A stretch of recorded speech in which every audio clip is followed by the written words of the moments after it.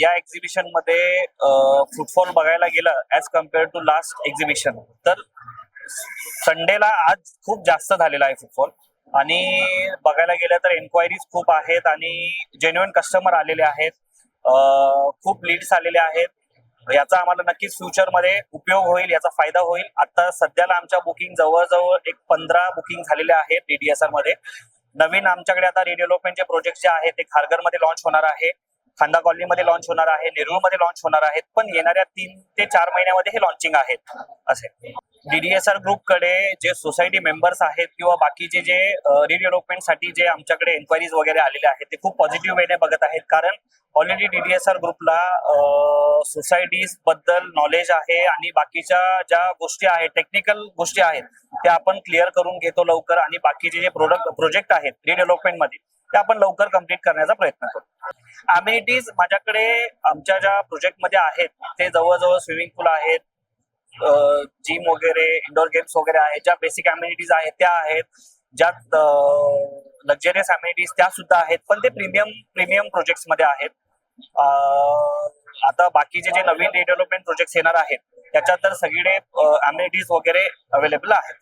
Navi Mumbai एअरपोर्टमुळे Navi Mumbai real estate खूप boom झालेला आहे. ऑलरेडी नवी मुंबई एअरपोर्ट हे मागच्या 3 वर्षामध्ये बनायचं होतं, पण ते डिले झालं काही टेक्निकल प्रॉब्लेम्समुळे. पण आता नवी मुंबई एअरपोर्टमुळे खूप एन्क्वायरीज आणि खूप लोक शिफ्ट होत आहेत या साईडला. नवी मुंबईकडे एक पॉझिटिव्ह वेने बघत आहेत आणि नवी मुंबई येणाऱ्या 10 वर्षामध्ये खूप चांगलं ग्रो करणार आहे. पुणे नियर बाय आहे. पुणेचे लोक सुद्धा नवी मुंबईमध्ये घर घेण्यासाठी प्रयत्न करत आहेत. नागरिकांना एवढं सांगेल की नवी मुंबईमध्ये आज खूप प्रोजेक्ट्स डेव्हलप होत आहेत, खूप प्रोजेक्ट्स येत आहेत, नवीन नवीन प्रोजेक्ट्स लॉन्च होत आहेत. तर सगळ्यांनी येऊन एकदा प्रोजेक्ट्स व्यवस्थित बघावे, कुठे चांगले प्राइस आहेत, कुठे अपडेट आहेत. आणि त्याचा नक्कीच फायदा कस्टमरला होईल की त्यांची प्राइस जी आहे ती हळूहळू वाढत जाईल, म्हणजे त्यांच्या घराची त्यांना ऍप्रिसिएशन चांगलं भेटेल. एवढंच. आमच्या जवळपास 10 वर्षापासून आम्ही या लाईन मध्ये आहे, बिल्डर लाईन मध्ये. जवळपास पनवेल पासून ते सानपाडा परिसरामध्ये आपले एकूण 22 ते 25 प्रोजेक्ट आहेत. ठीक आहे. तर आपले स्पेशालिटी DDSR ची स्पेशालिटी आहे की आपण सोसायटी प्रोजेक्ट जास्त करतो. सोसायटी प्रोजेक्ट मध्ये आमच्याकडे बऱ्यापैकी लिगल डिपार्टमेंट मध्ये सिडकोचे ऑफिसर वगैरे, रिटायर ऑफिसर वगैरे जॉईन आहेत.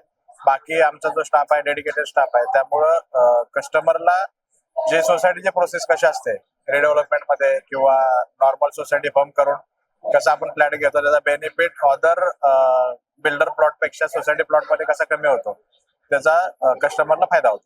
माझं नाव सतीश राजाराम कोकरे. मी DDSR ग्रुपचा मॅनेजर म्हणून काम करतो.